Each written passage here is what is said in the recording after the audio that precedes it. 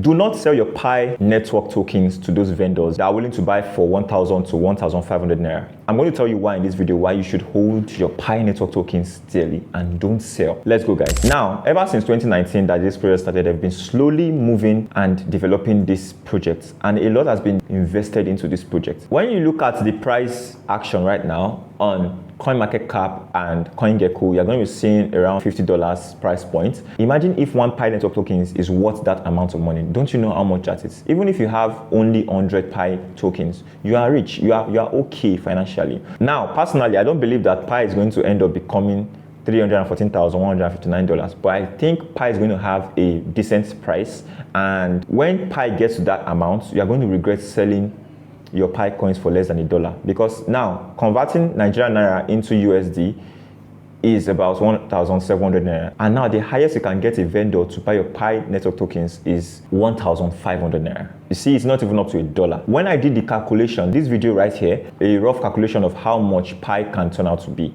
right? Pi still has the potential of $1 to about maybe $100. Worst case scenario, $1 to $100.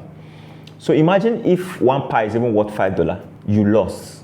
And according to what I've been saying, Pi is going to be a currency on its own, right? I still believe Pi is a cryptocurrency, and we will all be able to convert Pi network tokens to fiat currency eventually. It's only a matter of time.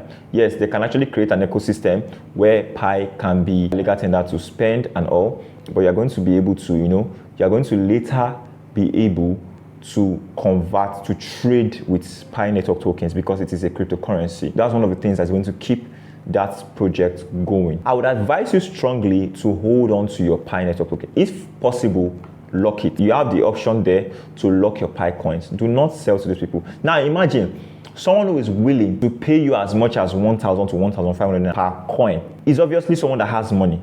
And do you think someone is stupid enough to just buy something without expecting something big or without expecting a profit from it? Obviously not. So the person is buying from you because he's sure that eventually he's going to get profit from those coins that he has accumulated. So that's one of the reasons why you should not sell your Pi coin and now regret later. I just hope it will not be the case of the guy that exchanged his Bitcoin for pizza and now is regretting.